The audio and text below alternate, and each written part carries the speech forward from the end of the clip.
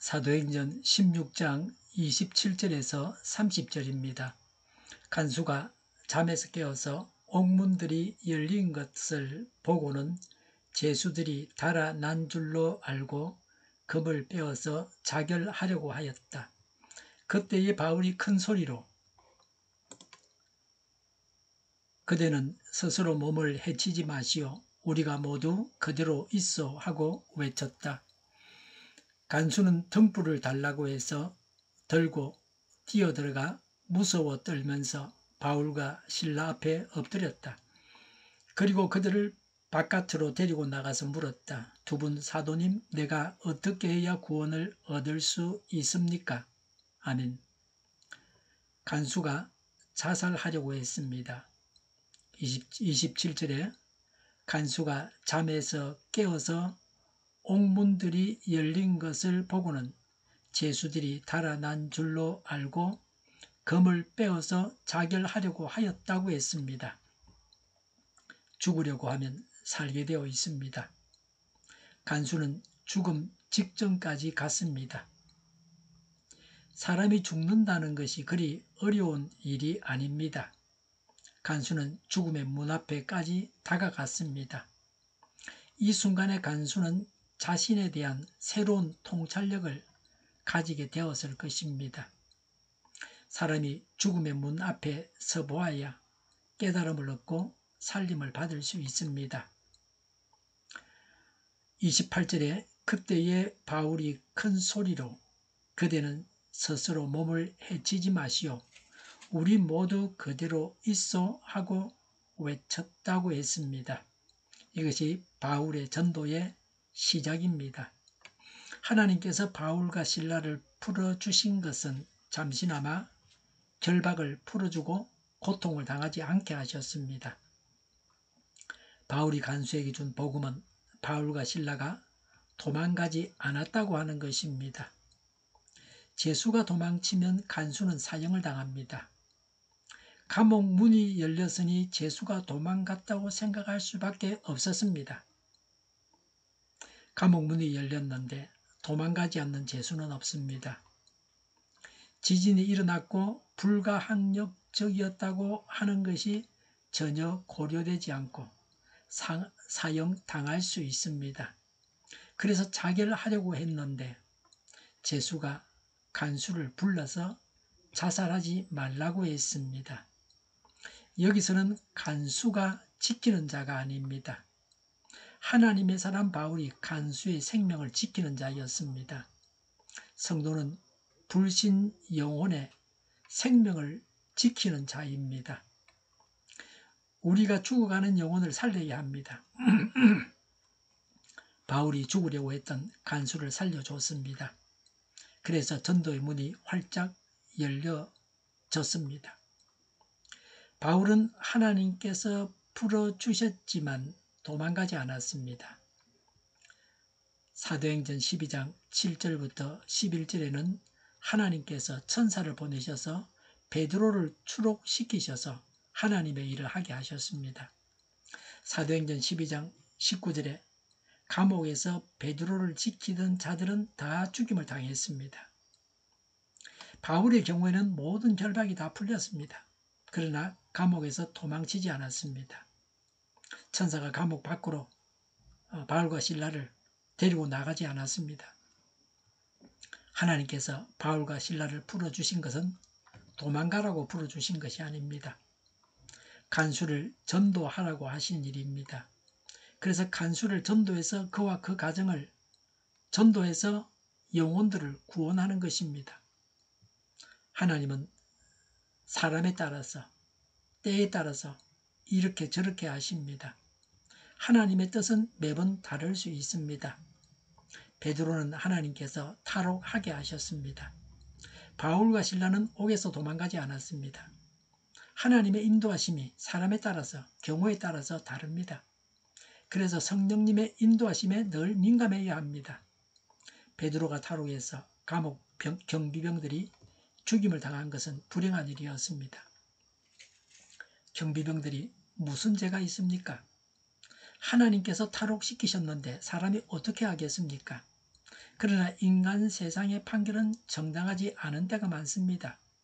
그래서 세상 끝에 하나님의 심판이 있어야 합니다.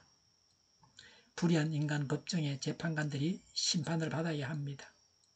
바울의 경우에는 바울이 매맞고 감옥에 갇혔지만 간수의 집안을 구원하는 열매가 있었습니다. 하나님께서 모든 면에서 가장 좋은 길로 인도하신 것입니다. 29절에 간수는 등불을 달라고 해서 들고 뛰어 들어가 무서워 떨면서 바울과 실라 앞에 엎드렸다고 했습니다. 감옥 안이 어두웠습니다. 그래서 바울과 실라는 감옥 안에서 간수를 볼 수가 있었지만 간수는 죄수들을 볼 수가 없었습니다. 요새같이 빛을 앞으로 비춘다면 앞에 있는 사람을 볼 수 있지만 그 당시 등불은 그런 것은 아닙니다. 아주 극적인 장면입니다. 여기서는 죄수와 간수의 관계가 아닙니다. 구원받아야 할 자가 구원하시는 하나님의 일꾼 앞에 엎드린 것입니다. 이 정도 되면 예수님을 믿는 것은 시간 문제입니다. 간수는 생명의 은인 앞에 엎드렸습니다. 자기를 살려준 자 앞에 엎드렸습니다. 바울은 통이 큰 인물입니다. 바울은 인격적으로 갖추어진 하나님의 사역자입니다. 간수를 살려준 바울과 실라의 인격을 보고 엎드리게 되었습니다. 27절에서 자결하려고 한 것은 동물적인 놀람에서 나온 행동이었습니다. 29절에서 엎드린 것은 인격적인 놀람에서 나온 것입니다. 보통 사람이 아닌 비범한 인격 앞에 착한 심성을 지닌 사람이라면 굴복하게 되어 있습니다. 이 간수는 죽었다가 살아났습니다. 간수는 영원히 죽을 수밖에 없었지만 그러나 간수는 두 번째 놀람에서 그치지 않고 세 번째 단계로 나아갑니다. 이런 복을 받아야 합니다. 30절에 그리고 그들을 바깥으로 데리고 나가서 물었다. 두 분 사도님, 내가 어떻게 해야 구원을 얻을 수 있습니까? 라고 했습니다. 간수는 이미 예수님을 믿으려고 작정을 했습니다. 자기 생명을 구해준 은인을 믿고 자신도 구원받고 싶다는 것입니다. 불신 세상 사람들 중에서 어떻게 해야 구원을 얻느냐고 질문하는 단계에 들어가는 사람은 극히 적습니다. 그냥 생물학적인 놀람, 인격적인 놀람은 많은 사람이 경험합니다. 영적인 놀람을 경험하지 못하기 때문에 보통은 구원에 이르지 못합니다. 하늘나라는 침노하는 자의 것입니다. 간수는 하늘나라를 침노하는 자였습니다. 구원에 대한 질문을 하고